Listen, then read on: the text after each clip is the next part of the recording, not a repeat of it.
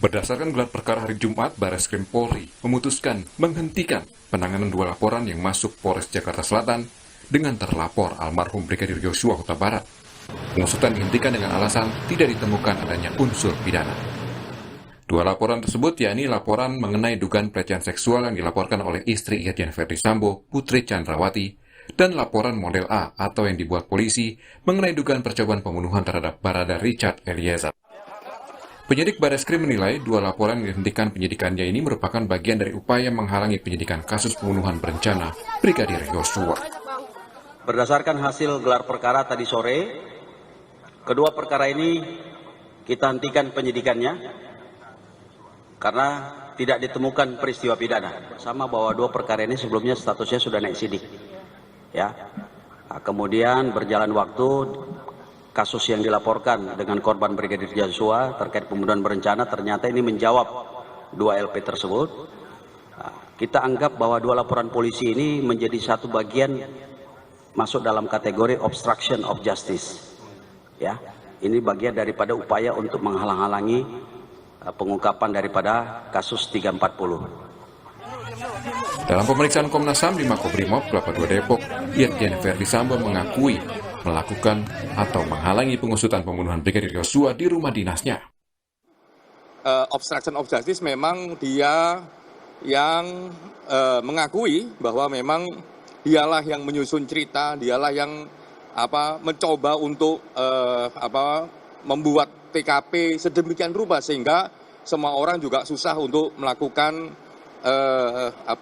membuat terang peristiwanya karena memang ada kerusakan di TKP.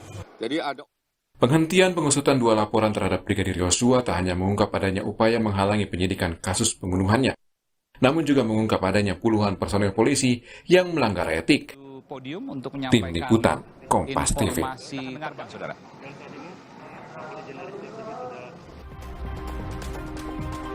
Saudara, polisi menghentikan dua laporan yang belakangan dianggap menghalangi pengusutan pembunuhan Brigadir Yosua Huta Barat. Dua laporan dengan terlapor almarhum Yosua itu yakni laporan pelecehan seksual yang dilaporkan istri Irjen Verdi Sambo, Putri Chandrawati, dan laporan mengenai percobaan pembunuhan terhadap Barada Richard Eliezer. Lalu apa konsekuensi hukumnya? Apakah pelapor ini bisa dikenai pasal obstruction of justice?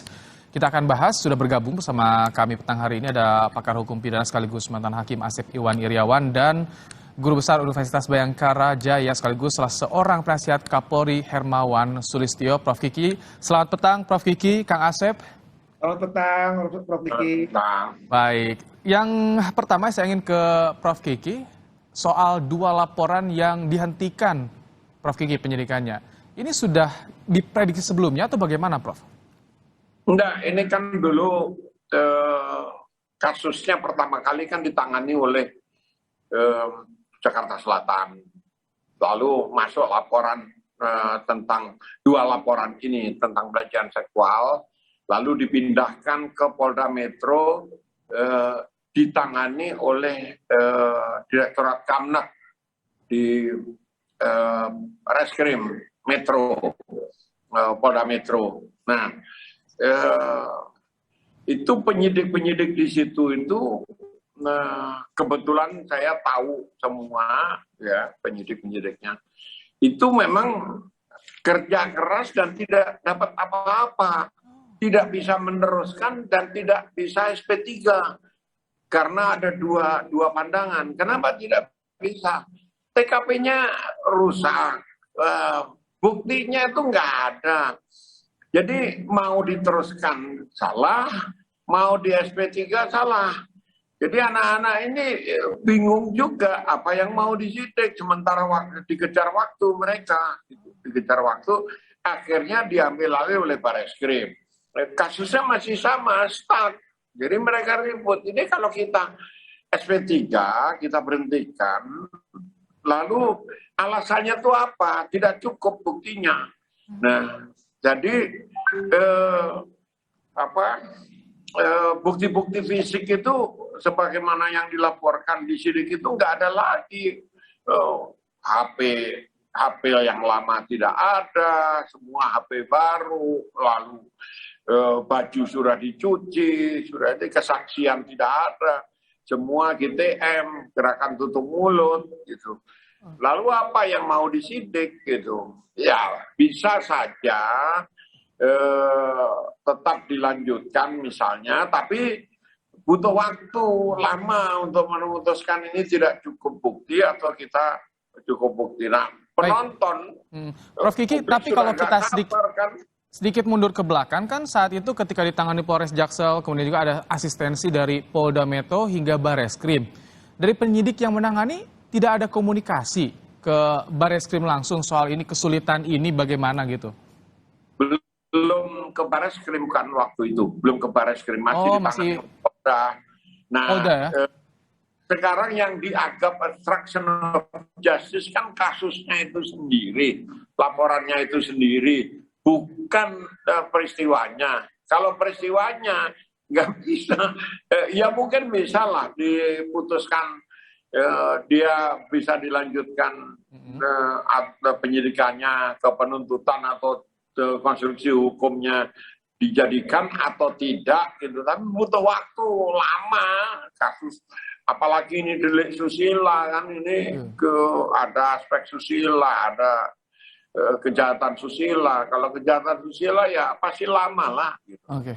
Ini saya baru juga mendengar tadi ketika Prof Kiki bilang ada kesulitan dari penyidik. Kang Asep, kalau Anda melihat bagaimana tadi 2 laporan itu maju mundur, salah juga nih Kang Asep tadi istilahnya. Setiap warga negara siapapun boleh melaporkan, mengadukan. Nah, ketika laporan pengaduan di proses polisi kan penyelidikan, penyidikan. Kenapa penyidikan dihentikan? 109 ayat 2 mengatakan ya tidak cukup bukti. Tadi Mas Kiki udah panjang lebar tuh. Kedua, bukan peristiwa pidana. Ketiga, batal demi hukum. Kalau memang itu tidak cukup bukti, itu bukan peristiwa pidana dan demi hukum, ya itu kewenangan penyidik. Ketika penyidikan katakan di SP3 kan, ya silakan aja pihak yang keberatan mengajukan pra-peradilan. Kalau misalkan soal tadi disinggung soal obstruction of justice-nya 2 laporan ini bagaimana Kang Asep? Ya harus dipisahin ya. Itu ada pasal 221, itu tidak termasuk kejahatan HAM. Jadi penghalangan penyidik harus dibuktikan siapa yang menghalangi. Nah, atau harus dipisahkan juga. Barang buktinya hilang, itu pasalnya beda lagi. Itu menghilangkan atau menunjukkan barang bukti. Pasalnya 233. Udah kadung banyak tuh para komentator, para pengamat, dua hal yang berbeda. Obstruction itu di pasal 221, penyidikan dihalangi, ancamannya 9 bulan. Menghilangkan barang bukti, pasalnya 23. Makanya harus hati-hati. Kalau ini nggak jelas, susah, ya jangan dipaksakan. Kalau dipaksakan nanti buktinya nggak ada, ya ujungnya sinetron. Tadi, ini menghilangkan barang bukti karena TKP-nya rusak. Tadi disinggung oleh Prof Kiki. Prof Kiki, disinggung soal obstruction of justice oleh Dirtipidum. Artinya ini penyidik yang awal bisa kena dong, Prof? Bukan, gini. Kasus ini kan tadinya terpisah. Karena kasusnya terpisah, maka 2 laporan ini bisa mengganggu jalannya proses penyidikan dari kasus besarnya. Yang kasus tunggalnya, yang penembakan itu satu. Yang kedua, memang kasihan ini korbannya kemudian penyidik-penyidik itu. Kenapa? Diperiksa itu mereka kemudian diperiksa. Padahal kan kesalahan bukan di penyidikannya, kesalahan ya bang barangnya nggak ada kok, apa yang mau diperiksa gitu. Diputuskan untuk dihentikan juga tidak cukup untuk bisa argumen alasan untuk bisa menghentikan, untuk meneruskan apalagi gitu. Nah, yang dianggap kemudian obstruction of justice adalah kasusnya ini karena waktu itu masih terpisah, maka dampaknya pada kasus utama. Nah, penyidiknya kan diperiksain semua itu dari Polda Metro itu. Yeah. Dan mereka ke Jakarta Selatan, awalnya kan dari Jakarta Selatan. Nah, mereka kena semua itu, masih diperiksa itu anak-anak itu. Jadi orang yang nggak tahu apa-apa di situ tiba-tiba karena tugas harus melakukan fungsi penyidikannya dan semua ikut diperiksa sekarang. Ya, 31 polisi diperiksa kena pelanggaran etik nih. Kang Asep, ini kan tadi kalau disinggung soal obstruction of justice, 2 laporan ini artinya tadi seperti Anda sebutkan tidak ada pidana bisa saja. Artinya bisa disebut membuat laporan palsu atau tidak, Kang Asep? Ya, semua orang tadi saya katakan di awal, orang boleh memberikan laporan, pengaduan. Nah, ketika yang diadukan merasa ya difitnah, sekali pencemaran baik, silakan ngadukan. Tapi laporan palsu yang nggak ada, saksi palsu yang ada 174 KUHP gitu kan. Nah, ada ancaman pidananya 224. Kalau semua orang bikin laporan pengaduan saksi palsu, itu pada kabur semua, takut. Hak siapapun silakan melaporkan sepanjang tidak ada bukti ya. Sekali lagi ya tidak bisa diproses, tapi tidak kita juga harus mengatakan oh laporan palsu. Atau laporan juga kan tidak semua benar, tidak semua tepat, tidak semua ada buktinya. Ya kalau nggak ada lanjuti, tapi ketika tidak dilanjuti ya tidak diproses, jangan selalu laporan palsu gitu kan. Karena laporan orang itu boleh dipidana kalau ada ancaman pidananya. Nah, perlu orang apa yang disebut laporan palsu. Nah, silakan baca ya ada 263, 265, 266. Nah, itu yang suka orang lebih tahu gitu dari hukum. Ini kan di tim liputan Kompas TV juga mendapatkan soal hasil otopsi awal tidak ada katanya detailnya penjelasan soal adanya aktivitas seksual, dari itu kan soal dugaan pelecehan nih Kang Asep. Nah, sebagai pelapor, kalau misalkan emang bukti tadi kurang, saksi juga tidak ada, itu harus bagaimana? Harus proaktif melaporkan atau seperti apa memberikan keterangannya Kang Asep? Ya, istilahnya bukan pelecehan seksual karena itu sudah ada, tapi kekerasan seksual PPKS. Ya. Atau di KUHP kesusilaan, jadi disinggung oleh Mas Kiki. Sekali ketika orang menyebutkan ada kekerasan seksual, semua sudah bukti gitu kan. Di Undang-Undang Kekerasan Seksual 12/2022 pasal 24, 25 disebutin alat buktinya A, B, C, D, F, G, H ya, dan menunjuk ke KUHP itu aja jelas ada alat bukti 24, 25 itu undang-undang terbaru. Dan kesusilaan KUHP ada. Jadi ketika orang melaporkan ya didukung alat bukti gitu. Kalau nggak ada alat bukti ya ujungnya ya karena kurang bukti atau buktinya hilang atau itu bukan peristiwa pidana ya ujungnya mentok. Jadi skenario atau rekayasa ini jangan selalu dilambungkan, kemudian dijadikan pemberitaan, kemudian ujungnya publik jadi bertanya-tanya, penasaran. Ya ujungnya kata Pak Menteri Koordinator itu urusan orang dewasa, gitu. Nah, tapi tetap jadi penasaran, orang tambah penasaran lagi kenapa urusan orang dewasa ditutupi, gitu. Iya. Nah, jadi memang tadi kalau misalkan ini terkesan ditutup-tutupi, saya ingin ke Prof. Kiki nih. Prof. Kiki kan Ibu Putri yang melaporkan ini sudah meminta ke LPSK, tapi memang susah, katanya LPSK pun susah untuk bisa menggali keterangan, menggali informasi dari Ibu Putri ini. Sedangkan kasus ini masih terus berjalan. Ketika tadi laporan dihentikan, LPSK tidak ada dapat info apa-apa, ini implikasinya apa? Dampaknya apa, Prof. Kiki, kepada pelapor ini? Ya, kalau implikasi hukumnya saya nggak tahu, itu Kang Asep yang tahu ya. Tapi nanti saya akan berikan giliran Kang Asep juga. Kalau Anda lihat ini, Anda tanggapi soal ini gimana, Prof. Kiki? Kalau implikasi sosial, implikasi publiknya, gosip akan beredar. Dan kalau gosip tambah menguat, tambah beredar, itu kesimpulannya hanya dua. Si pelapor itu salah atau enggak, gitu. Kalau kejadian itu kemudian pelecehan, yang disebut pelecehan itu harassment ya. Harassment itu derajatnya berbeda-beda. Mulai dari harassment verbal, ngomong saja melecehkan, atau menyentuh, colek-colek misalnya gitu, sampai rape, perkosaan dengan kekerasan, dengan perkosaan pun juga bertingkat. Apakah itu benar yang terjadi? Atau satu kubu lagi nanti pasti menyebut, ini konsensual. Gitu. Konsensual itu mau sama mau. Kan? Jadi udah jauh lah dari kasusnya. Ini saya nggak mau bahas kalau kayak gini. Ini Mahfud tuh ngawur juga ngomong. Konsumsi publik ya. Baik. Orang jadi tahu terus bertanya-tanya kok konsumsi publik kenapa nggak dibuka sekalian gitu. Iya. Itu yang ditunggu oleh publik kan gitu. Karena sudah kadung disampaikan artinya publik juga bertanya-tanya. Nah kalau misalkan bicara soal laporan Kang Asep, jadi ingin dipertegas lagi nih kalau ya, laporan tunggu Pak. Kalau misalnya tidak terjadi, ya, kan kasihan Ibu Putrinya. Nah, itu apa yang disebut viktimisasi. menjadi korban 2 kali. Dia sudah menjadi korban, lalu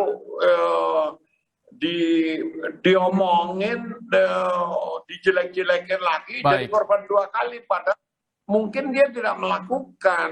Itu namanya viktimisasi, korban yang menjadi korban lagi selanjutnya. Korban jadi korban lagi, kena sosial juga ini ya, Prof. Kiki ya.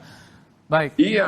Saya ingin ke Kang Asep nih. Kang Asep kan Dirtipidum bilang soal 2 laporan ini menghalangi penyidikan kasus yang besarnya. Apakah bisa dikenakan pidana soal laporan ini atau tidak, Kang Asep, kalau Anda lihat? Karena hukum tuh logis, kalau nggak logis ada cicis, itu aja gampang ya.